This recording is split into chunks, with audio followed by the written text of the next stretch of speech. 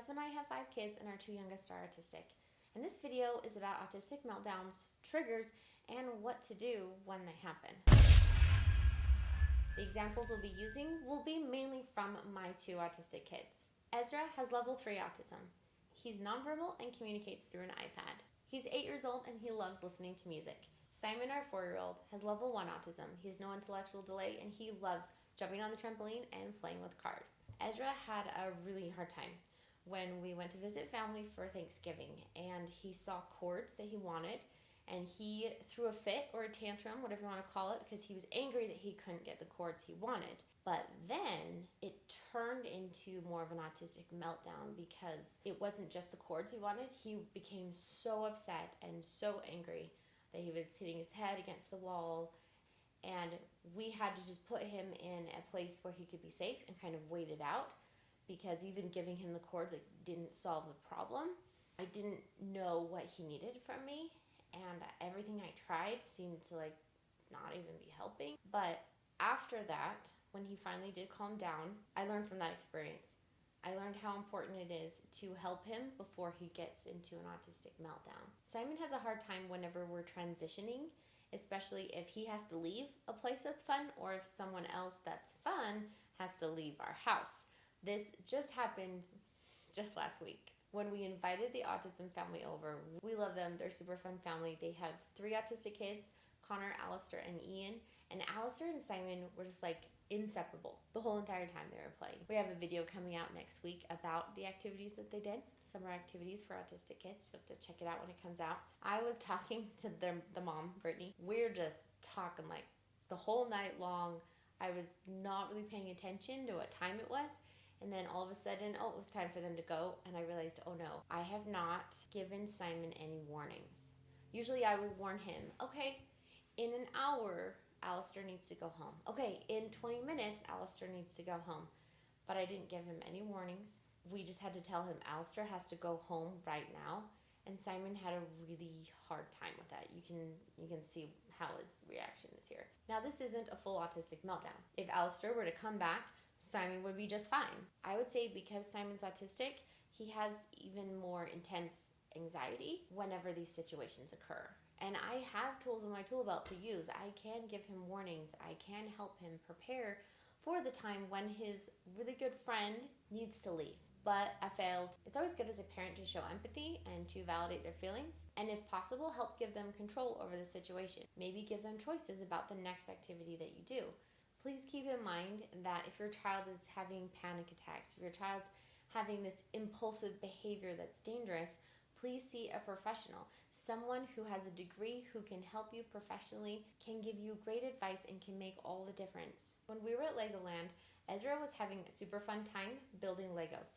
There were lots of people, lots of lights, lots of noises, but Ezra seemed to be just fine because he was very focused on building his Legos and he was really excited about it. Simon, on the other hand, was not motivated by playing Legos, and there were lots of people in the room. He was having a hard time with all of the sensory input that he was getting, and I was trying to help him, but I didn't really know what to do.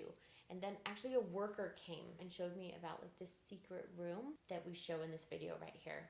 And it was kind of amazing.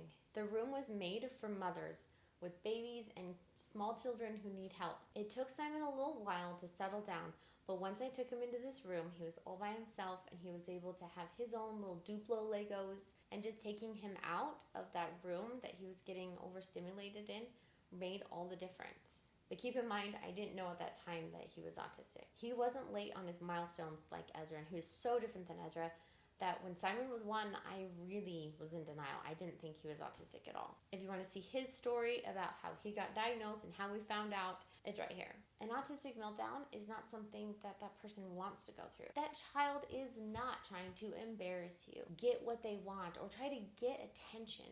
An autistic meltdown isn't actually their choice, and it's an extremely difficult thing to go through. So if you have a child who's about to go into a meltdown or who is in the middle of a meltdown, what do you do to help them? That's a really good question. Of course, it depends on the individual. My best advice as a mom of 2 autistic kids is to get to know your child, whether you're the teacher or the caregiver or the parent. When you know them really well, then you'll know what type of things they like, what type of support is actually helpful, and what not to do. The first thing to do is to make sure that during that meltdown, they are not hurting themselves or hurting other people. So you might need to remove people or remove items. You might need to help them sensory-wise. Maybe there is something within your control that is really bugging them. For example, turning down the lights or stopping a random noise that may be triggering this. I strongly recommend trying to show empathy and understanding in the best way that you can. Obviously, a teacher who's neurotypical that's never been through an autistic meltdown doesn't know, so they can't say, oh, I know how you feel. Please don't say that, because that's kind of downplaying what they're experiencing. But you can say, I understand how you feel that way because of this. This is hard. This is difficult. That type of empathy can really help, especially when emotions and anxiety are high. Keep in mind some things not to do during a child's autistic meltdown. A couple of these things include trying to punish them while they are having a meltdown. That's absolutely ridiculous. Another thing that a parent, caregiver, teacher should never do when an autistic child is having a meltdown is tell them how to feel. That never works, ever. Pick a relationship or any situation, telling someone else how to feel is never a good idea. I want to encourage our children to mask their autistic traits as well. If you don't know what masking or camouflaging is, we put a video right here. It is really insightful. It's really important for parents to recognize what masking is so that they can help their children not feel like they have to mask all the time. When my husband and I had first decided that we're going to sell the house and move into an RV full-time with 5 kids, yeah, it's kind of crazy. I don't recommend it, but at the beginning of our journey, we actually were homeless and living in a hotel for a few nights because we had already sold our home, we closed on it, but our RV was getting fixed at the shop. But while we were there in this hotel, we tried to make it fun for the kids and we did lots of activities, and the kids were so tired by the time we got back to the hotel, but we had a big problem.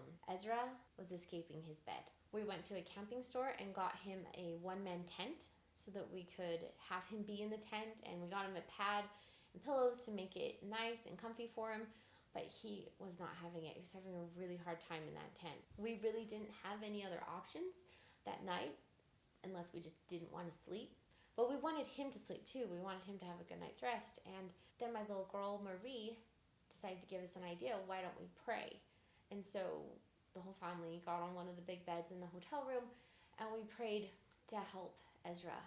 We shared the miracle that happened after that family prayer in this video here. It's one of the first videos we ever posted. We post regularly of our unique normal, so please consider subscribing. Another thing that you should please not do to an autistic child when they are having a meltdown is shame them. We can do this without even realizing it, but be careful about what you say. After the meltdown is over and your child is calm and is able to talk to you and reason with you, you can ask them what they think triggered their autism meltdown with empathy and with respect for what they're going through. What happened before? Maybe it was a lot of things. Maybe it was an overload of information. Maybe it was an overload of stimulation and they felt like they just had so much energy they couldn't deal with it. Maybe there was too much stress and overwhelm in that moment of time that they were just focusing on too many things and they weren't able to feel like they were progressing. They were kind of stopped. Or maybe it's something completely different. Your child is an individual. Let them talk and let them explain how they feel. That is going to be extremely helpful to find out the triggers that happened before the meltdown. When you know your child so well that you can see that they are about to go into a meltdown and you can help and support them before they get there, that can be a huge blessing in their life. And as they get more independent and grow older, they can learn strategies and put tools in their tool belt, metaphorically, and get ideas of things that can help them so that they don't go into a full-on meltdown. Sometimes breathing exercises and meditation can really help. We talk about this a lot in our ASD Club, where we meet weekly on a video chat. Click the link below in the description for that. I'd love to see you on the next call. And if you're looking for more one-on-one coaching, we have that as well in the link below in the description. I know an autistic adult who I have great respect for, who has a bin of sensory toys. And what's great is that he'll go in and he'll use one, and that will work for a few months. But then he'll need to rotate them because then it just kind of doesn't do anything for him and it doesn't help him relax and deal with the way he's experiencing the world, which is very uncomfortable. I've learned with my son Ezra that rotating through different activities that help calm him is actually a good idea. It's very effective to rotate through these. We have a sensory swing for Ezra, and the first time he got on it was actually when he was at his uncle's house, and it was just in the basement. He got in and he stayed in there in the sensory swing and just kept spinning around. My brother was super nice and actually gave it to us. We took it home and he loved it for about a month. And then he just ignored it and he never wanted to go in it. And I was kind of sad, like, well, that was short-lived. But we took it down because it was in the way and he wasn't using it anyway. And then we actually got it out about 5 months later. That's a long time. It's almost half a year later. And he just loved it again. So keep in mind that you might need to rotate things, and something that helped them once might not help them the next day. And so it's very useful to have different options and have variety of things that you can offer your child. If you can help them in some way feel that they can gain control again, or give them choices or options of things that they can do to help them deal with their sensory meltdown, that can really help. Of course, this depends on the child and depends on how intense the meltdown is. Now, this meltdown might be really embarrassing to them. And when you're talking about what happened to so-and-so in the class to the other kids, be empathetic, show sympathy, because you're the good example. All those kids are looking to you to see how you're going to react to the autistic child in the class. I've definitely been there as a parent and seen how good teachers can show a good example and teach a whole classroom of neurotypical kids and teach them how they should be empathetic towards a child that's having a meltdown. And I've also seen the opposite. I've seen where teachers are not good examples, are not patient and kind, and that affects every child that's watching them. This is so important for teachers. And as a parent, you know your child, so you can help that teacher know what triggers to be aware of, and then also give them a variety of things that they can do during the meltdown to help that child be safe and help them feel seen and listened to by showing empathy and validating their feelings and giving them options of what to do. Some children can be talked to and reasoned with in a meltdown. They can. It just depends on the child. And so sometimes you can say, hey, do you want this toy? Do you want this? Or do you want to go in the swing and be alone right now? Do not misunderstand what I'm teaching here. Someone from the outside, maybe a teacher who's never seen autism, who's never even talked to an autistic person, might look at this strategy and going, oh, you're seeing bad behavior and you're giving them a toy for it? I'm not going to do that. But that's not what's happening here. This is someone experiencing the world different than you, that's having a hard time, that needs support. They obviously need a break from something. I'm writing a book for you, for parents with autistic children, to help build strong relationships with your children and find joy in the journey. Click the link below in the description to check out that book. And the last thing that I want to share is one of the most important things you can do for your child who is autistic. And that is, in some way, help them feel that they're loved unconditionally. Especially after a meltdown, they may feel shame, they may feel super confused, they may feel very vulnerable. Whatever they're feeling, you can validate their feelings and help them feel that unconditional love that you have for them. That is going to mean so much. And they can hold on to that unconditional love. They can hold on to that feeling that no matter how many meltdowns they can have that foundation of love and support from you as their parent. Please give them that.